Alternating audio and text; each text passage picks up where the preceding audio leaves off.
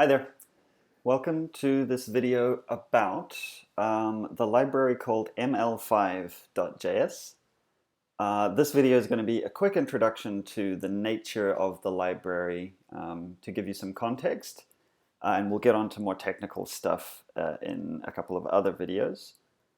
So what ml5.js is doing is it gives us access to a particular kind of artificial intelligence called machine learning. And what that does is gives us kind of amazing superpowers to do AI-related things with our programs that are running on the web. You can see right now I'm talking to you, and this is a program that is running some machine learning that does object detection, for example. So it's looking at my webcam feed, and it can see that I'm a person. And it's that number that you can see there, 0.72-ish, is how confident it feels that I am a person. So it's not totally confident, which is fine. I'm not too insulted by that. 70% is not bad. So I'm not going to go into great depth about how machine learning works. That is something that you can certainly find out a lot more about. There's lots of information online, of course. But it's a complicated topic, and the fact of the matter is we don't need to know how it works under the hood in order to use it. So to a large extent, I want to use ml5.js, which is giving us access to this machine learning stuff, almost like it's magic, like a kind of a black box that lets us do cool things without thinking too hard about how it's working, okay? So that said, just as a very quick overview as to what machine learning is all about, it's really, as the name suggests, it's about teaching a computer how to do some kind of a task. So for example, the thing that we're looking at right now has been taught how to recognize some common objects. So it can recognize a person, it can recognize this cup, right? It's pretty confident that this is a cup, much more confident than that I'm a person. And the way that this has been done is through this thing called supervised learning. And in essence, what it is that you show the computer, let's say, lots and lots of images of people and cups, and also images that don't have those things in them as well. And you tell the computer, here's an image, here's the cup in this image, here's the person in this image.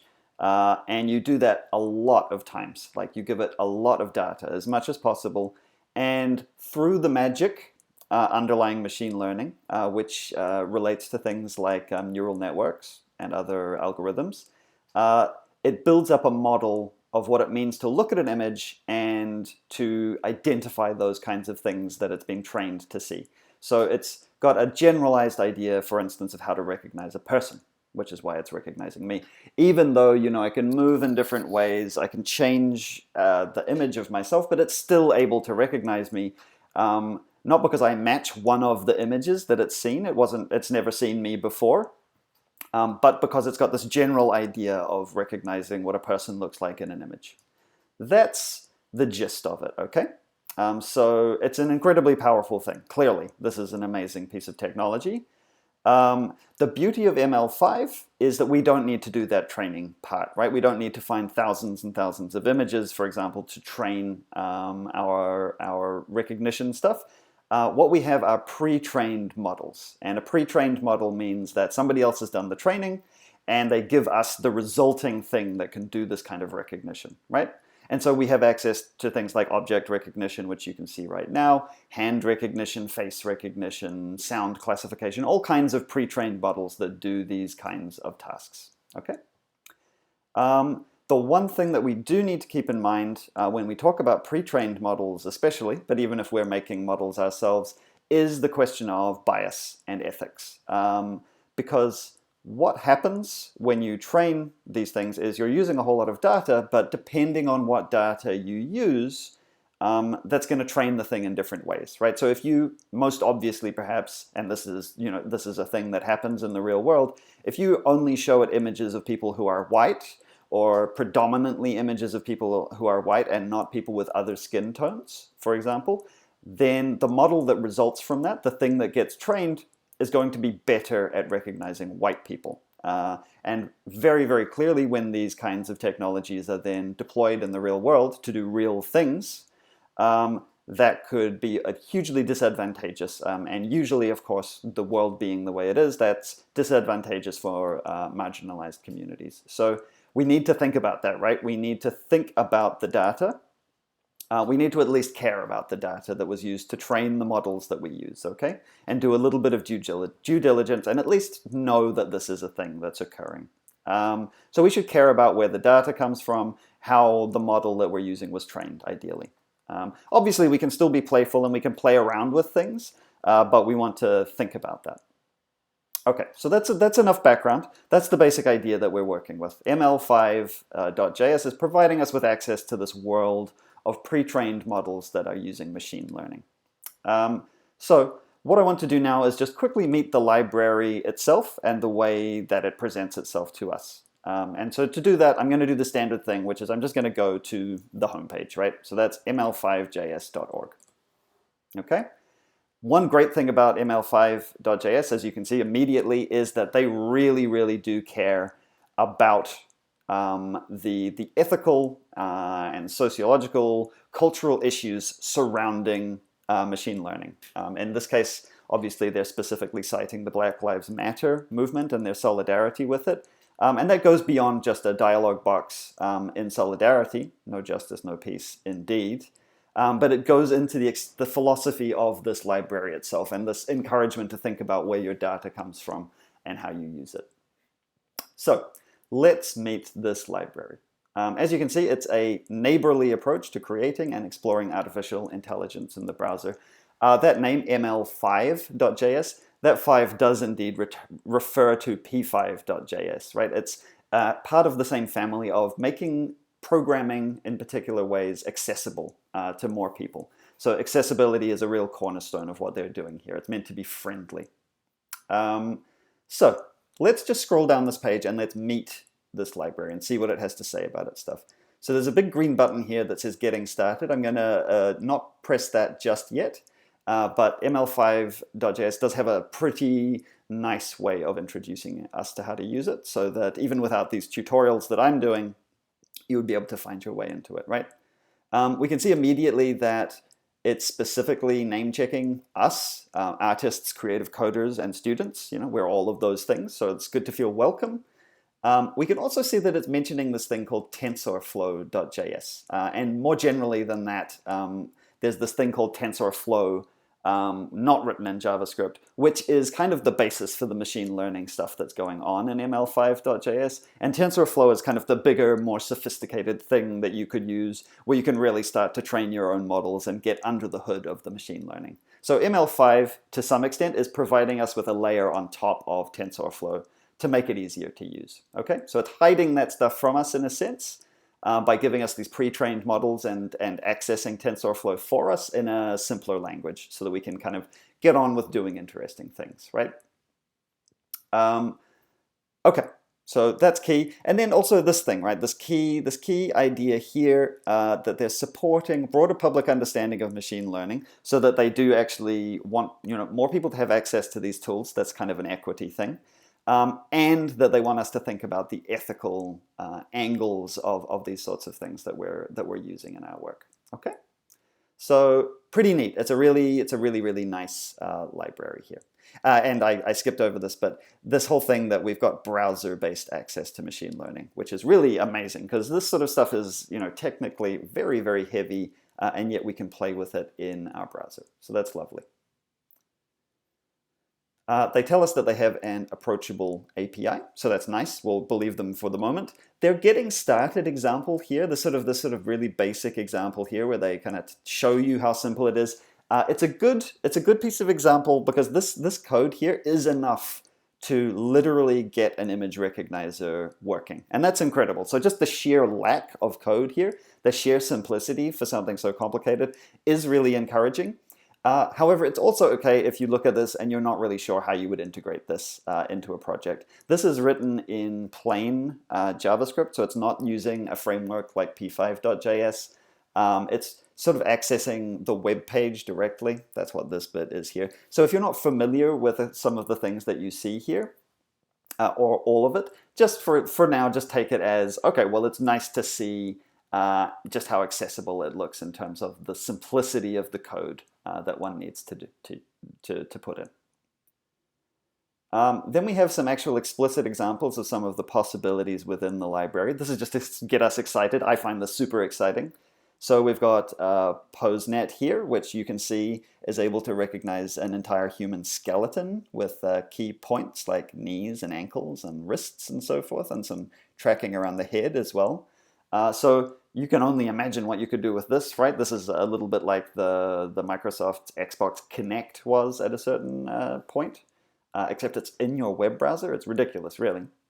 There's also object detection and classification. You can see here that this is recognizing a cat with 65% confidence, which seems pretty low to me.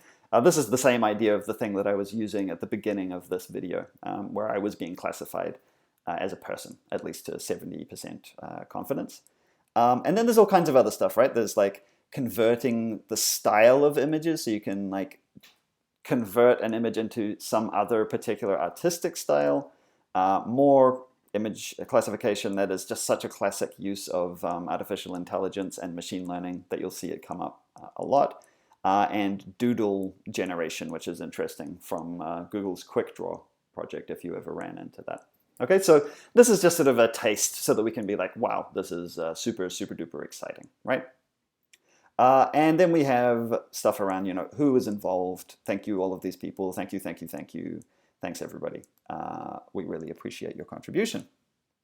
So it's a short introduction to what's possible here, right? And a little peek at the code that we might be using, but we'll get more helpful ins into the code a little later on. So at this point, we know what the library is.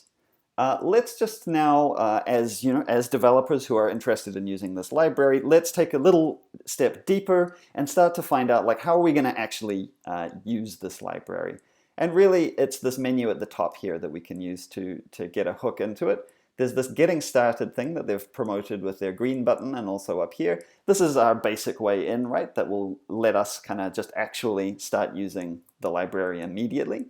We've got the reference.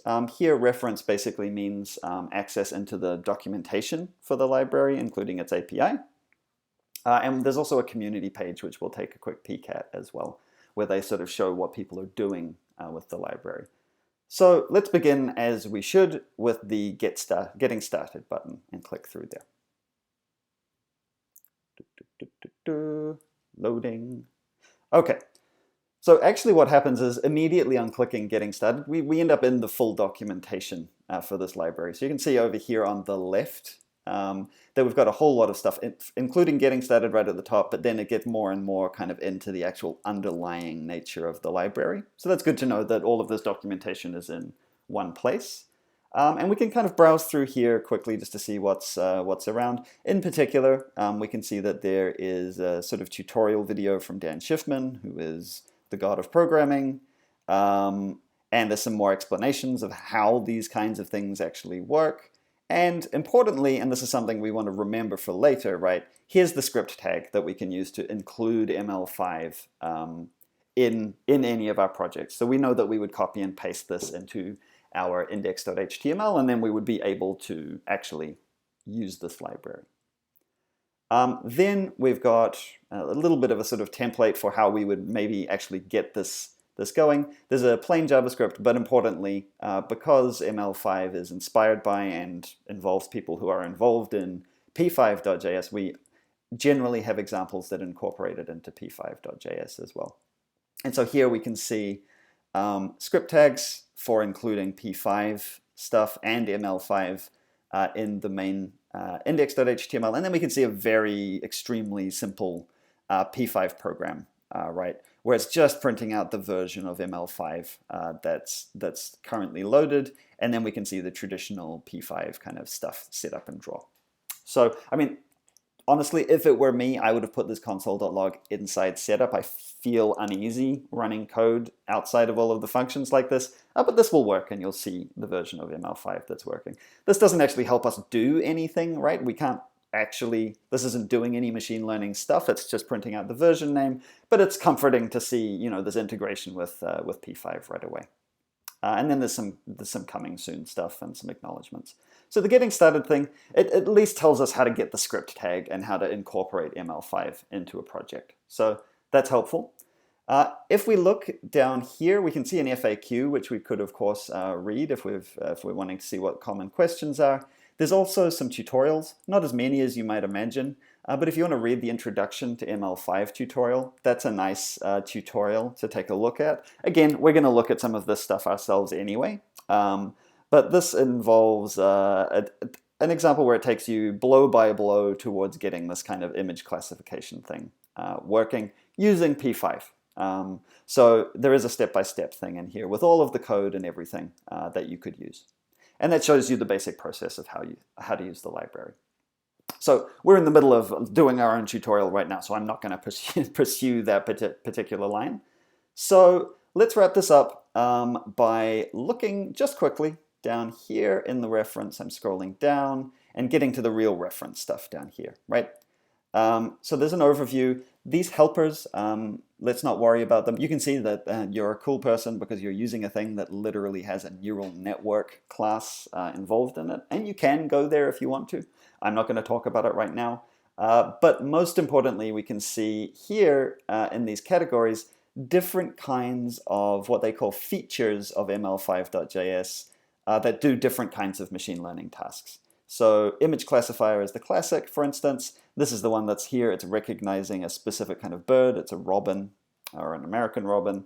And down below is all of the documentation, including a quick start, kind of very minimalist version of how you might use it, the actual details of the specific way that you set one of these things up and how you ask it for the predictions that it's making about what images, what objects it sees in an image.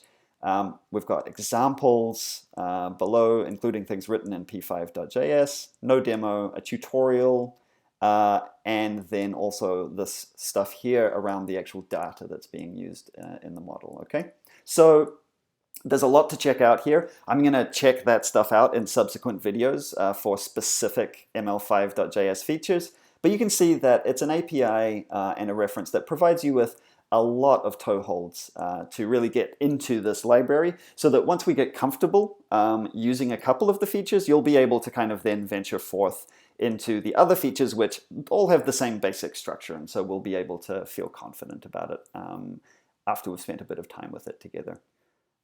Like I said, the final thing I wanted to click through to is just this community link. This is worth exploring just because it will give you some insight, for example, videos about how ml5.js works, but also projects, like larger scale projects that people have done with this technology, right? Motorcycle game generated by your voice, play whack-a-mole with your nose, etc. And these are the kinds of things that we'll be able to do when we incorporate ml5.js into our projects, okay? So this is something to look forward to as we go forwards. And this is also a way to kind of find people who are doing super interesting ideas, using this for to do interesting things with their with machine learning. So it's good to know who the people are that we might take inspiration from. Okay, and that's really it. That's our introduction. No justice, no peace. I agree. That's our introduction. We've got the lay of the land. We know what ml5.js is, and we have some sense of how to go through its documentation to use it. So the next step is to actually use it, and I'm going to do that in a separate video to keep this one a bit shorter. So I'll see you in the next video where we actually start to use this thing. See you then.